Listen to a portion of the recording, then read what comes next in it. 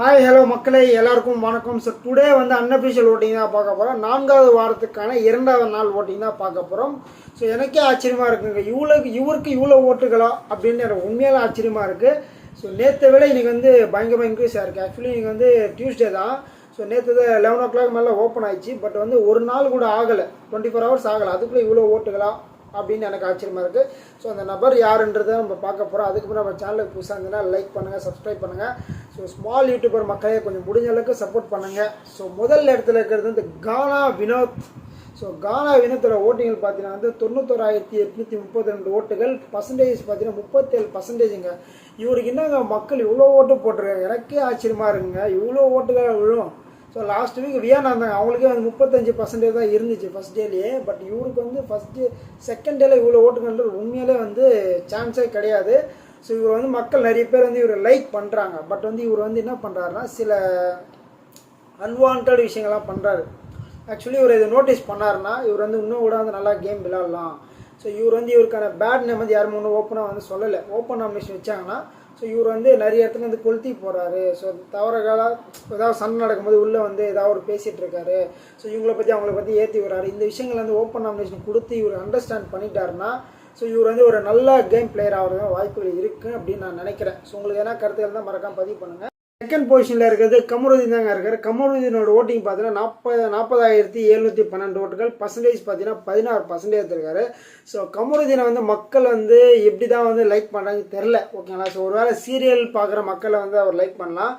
But வந்து அவருக்கான மக்கள் வந்து இவ்வளோ பேர் சப்போர்ட் பண்ணுறாங்கன்னு அவருக்கு தெரிய மாட்டேங்குது. அவர் வந்து கொஞ்சோண்டு வந்து பேசுறது ரொம்ப கம்மி பண்ணும். ரொம்ப வல்கராக பேசுறது, வஸ்ட்டாக பேசுறது, யாரையா அடிக்க போடுறது, இதெல்லாமே இன்னைக்கு ஓகே. எனக்கு தெரிஞ்சு இன்னைக்கு ஓரளவுக்கு யார்கிட்ட சண்டை போடல, ஓரளவு நல்லா தான் விளையாடி இருக்காரு. ஸோ இதே மாதிரி விளையாடினா மக்கள் வந்து இவருக்கான ஓட்டுகள் நிறைய போடுவாங்க அப்படின்றது நான் எதிர்பார்க்குறேன். பட் வந்து இதை ஃபாலோ பண்ணாரான்னு சொல்ல முடியாது.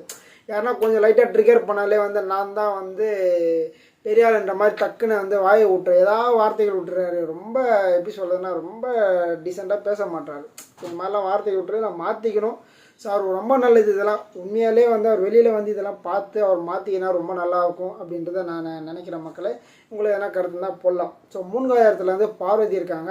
ஸோ பார்வதி அந்த ஓட்டுகள் பார்த்து 39,317 ஓட்டுகள். பர்சன்டேஜ் பார்த்தீங்கன்னா 16% தெரியும். பார்வதிக்கு வந்து கமருதீனை விட நான் கம்மியாக இருக்க தெரிஞ்சிச்சுன்னா பிக் பாஸை விட்டுட்டு அப்பயே வெளில வந்துடுவாங்க. கமருதீன்லாம் ஒரு ஆளுன்னு சொல்லி அவருக்கு இவ்வளோ ஓட்டா, ஏன்னா இவ்வளோ கம்மி ஓட்டான்னு சொல்லி பார்வதி வந்து கொந்தளிச்சிருவாங்க. அந்த மாதிரி வந்து பார்வதியோட மைண்ட் செட்டு. பார்வதி எப்பவுமே கேம் பிளே நல்லா தாங்க இருக்காங்க. ஓகே, ரூல்ஸை பிரேக் பண்ணுறது தான் வந்து அவங்க பண்ணுற மிகப்பெரிய ஒரு மிஸ்டேக்கே. ஸோ அவங்களாம் வந்து பிக் பாஸில் வந்து நிறைய இடத்துல வந்து எப்படி சொல்கிறது கேமே இருக்காது. இவங்க இருக்கிறதால வந்து எல்லோரும் கூட சண்டை போட்டு பிக் பாஸ் வந்து இன்னைக்கு பார்த்தீங்களா ஒரு 2-3 ப்ரமோவில் ஃபுல்லாக வந்துட்டாங்க.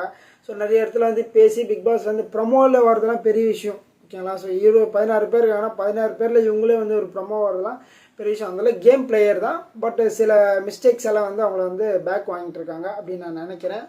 ஸோ 4வது அரோரா இருக்காங்க. அரோரா ஓட்டிங் பார்த்தா 37,535 ஓட்டுகள். பர்சன்டேஜ் பார்த்தீங்கன்னா 15%. ஸோ அரோராவுக்கு ஃபேன்ஸ் இருக்காங்க, இப்படியாங்க தெரியுது. பட் அவங்க கேம் பிளே எதுவுமே கிடையாது, எதுவுமே பண்ண மாட்டுறாங்க. கேம் பிளேன்றதால எதுவுமே பண்ண மாட்டுறாங்க. ஒன்று கமருதீன்கிட்ட பேசுகிறாங்க, இல்லை வந்து துஷார்கிட்ட பேசுகிறாங்க. 2 பேர்கிட்ட மட்டும் தான் பேசுகிறாங்க. இப்போ ஏதோ பரவாயில்ல, அந்த 18+ கண்டென்ட்லாம் கொஞ்சம் கம்மி பண்ண மாதிரி இருக்குது. ஸோ நார்மலாக தான் பேசிகிட்டு இருக்காங்க. ஸோ அதை பார்த்து மக்கள் ஓட்டு போகிறீங்களா எப்படின்றது நம்மளுக்கு தெரியல. பட் அரோரா வந்து என்ன பண்ணுறாங்கன்ற எனக்கு ஒன்றும் புரியல மக்களே.